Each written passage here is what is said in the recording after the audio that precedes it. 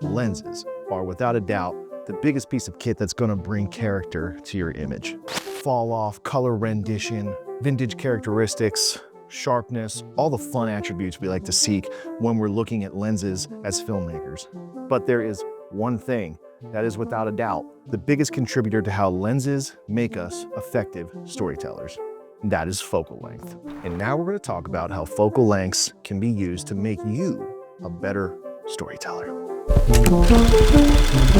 For those new to the channel, this is The Sixth Shop. My name is Davis Rohr. I'm a filmmaker and U.S. Army National Guardsman, and I simply just want to help people become more thoughtful and effective storytellers through the beautiful medium of filmmaking.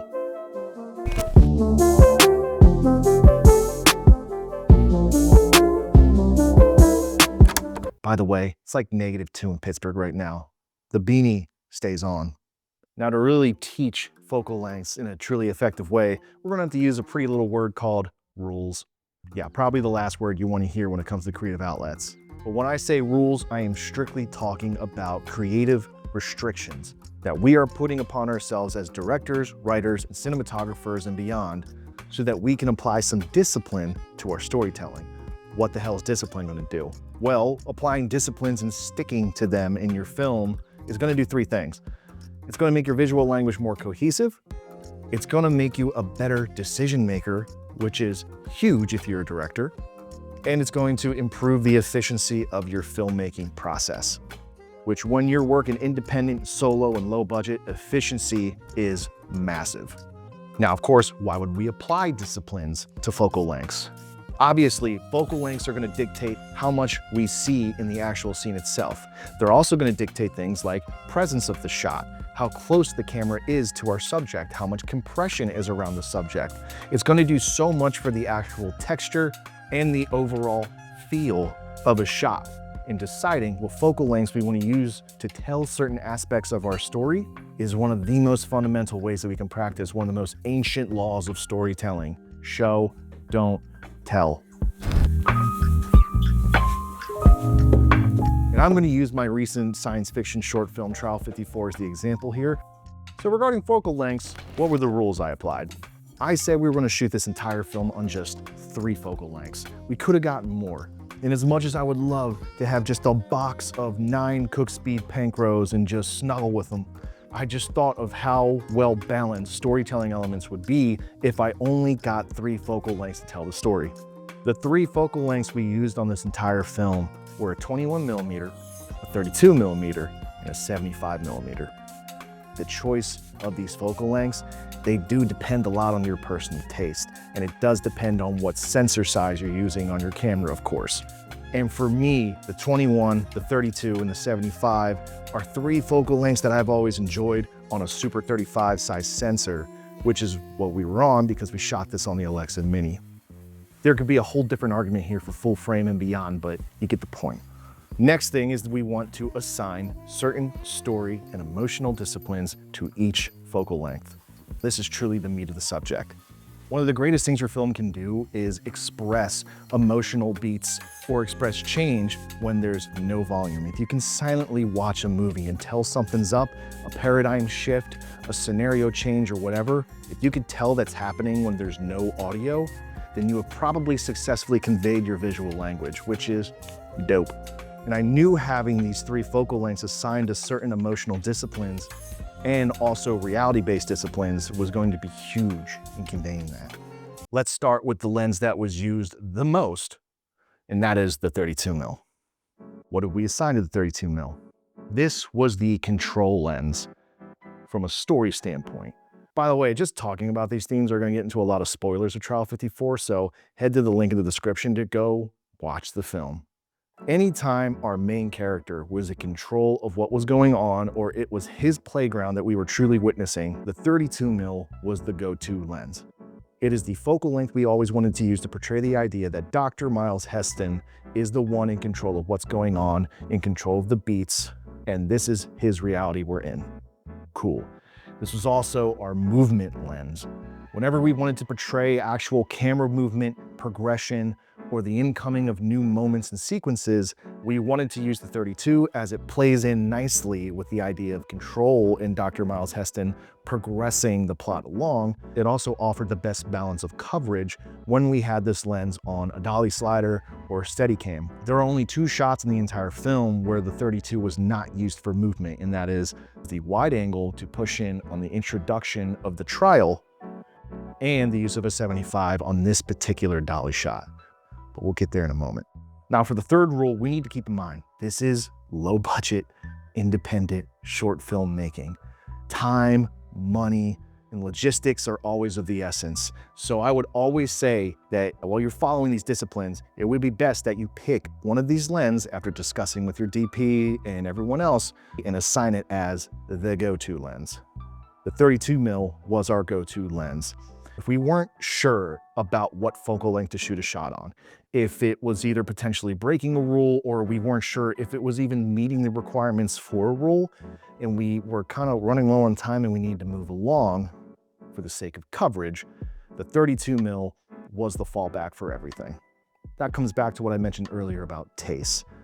I am a huge fan of a 32mm on a Super 35 sensor, which anybody who grew up listening to Roger Deakins, you understand why. It's also why I'm big on 40mm and anything that are in that relative range of focal lengths. So when in doubt, we 32mm it out, so that way we always had a backup plan so that we weren't wasting time on something that might just get lost in the minutia of what we're talking about. Let's move on to the 75mm. We're now in telephoto range, so this is a whole new ballpark of emotions that we can assign to this lens. What were the things that we assigned to the 75mm? For starters, this was the reactionary lens. For any moment that a character was going to portray a reaction that seemed very poignant, that seemed extreme, or simply we just cared more about a character's reaction than what they were being told, the 75 was our best bet. It's our opportunity to use a lens that says, ignore everything else. Just focus on this human being and the way they are reacting to whatever they're being told or the results of something. Like here, when the doctor feels like the test isn't going the way it should. Or here, where Sarah thinks that this is bull and she's quite frankly just tired. This was also our revelation and climatic lens. We've done so much with the 32mm throughout the entire film. I felt it was important to have a lens that would be a just really punchy, striking exclamation point to tell the viewer, hey, lock in, we just discovered some crazy shit. And when those revelations are actually happening, we swap to the 75. Here come the big spoilers, by the way. Like when Sarah discovers that within the test, the doctor is there.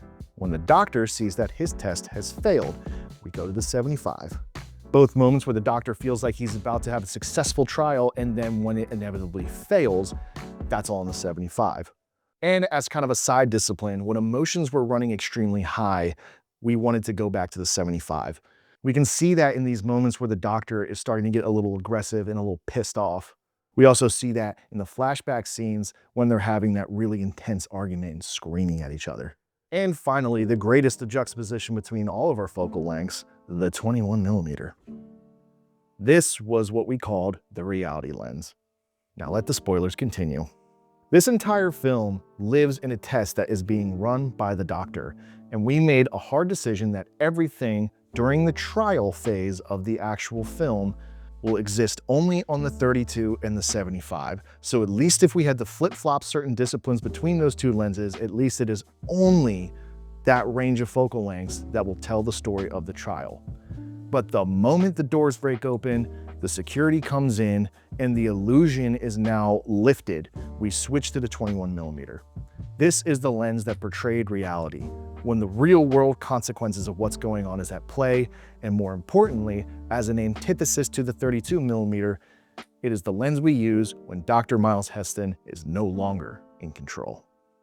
By saving that lens for this specific moment and never using it prior, we can have a certain moment of visual catharsis and punch that tells the audience the jig is up. Complement that with the fact that this is the first time in the film outside of flashbacks that we go handheld, and we just continue to drive the point even more with this idea of visual language being translated seamlessly. I'm also a pretty big fan of how claustrophobic and weird it feels when you throw a wide-angle lens right into someone's face. That presence of character is really off-putting. And the argument that's being had here in this moment in the film should feel like that. It should feel bad. It should feel like the jig is up. It should just simply feel wrong and we're being chastised for it. And to kind of bring this all together going into the ending of the film, that was all shot on the 32mm and the 75. That is very much on purpose because although the 21mm is the reality lens and also the lens that tells us, hey, the doctor's no longer in control, we thought, what if shooting this ending sequence back on the 32 and the 75 almost gives this lingering subconscious feel that whatever the doctor's about to do next is about to put him back in control. And then the movie ends. Of course, the big exception to the rule of this entire film is the B-roll sequence with the radio show that I shot in Pittsburgh by myself about a week after we shot the film. This is such a wildly different part of the film anyway, so I just said, I'm gonna go out and shoot with my Soviet lenses on an Ursa Mini Pro and just get something to just show the world during this radio show. Kind of threw everything out the window there. I was just looking to get cool shots that would kind of fit a certain vibe and tell some theatrical elements that might slip into the film. Sometimes it's okay to ignore the disciplines and just have fun with it. But if you spend a good amount of time being conscious of the rules and disciplines that you set for your focal lengths, you're gonna find your stories are just going to visually make more sense. You're not just hopping lenses just because, ooh, I like how the compression feels in the 75 in the shallow depth of field, or, ooh, I love how the 32 feels very like a Coen Brothers film, like I love that presence of the single. Or you're not just shooting 21mm because I need to see more. You're applying real storytelling elements to the lenses so that it becomes so much more than lenses. They become tools that help execute your vision. And if you remain disciplined to the best of your abilities, you and your audience will reap all the benefits. And you will see your visual language slowly but surely start to really lock in. And that is one of the ultimate goals of visual storytelling. I am planning to do a couple more videos based on quote unquote rules and disciplines in filmmaking, especially when it comes to lenses and gear choices and how we use them as storytelling devices. And again, if you haven't seen Trial, give it a watch. It's in the link in the description. It's a fun time. And if there's anything else you want to learn or talk about or disagree with anything in this video, throw it in the comments. It's always good to have a chat with the people and get some new thoughts going and perspectives. It's a great time. Thank you for joining me on this one. My name is David Shore with The Sick Shop. And hopefully, I'll see you on the next one. Goodbye.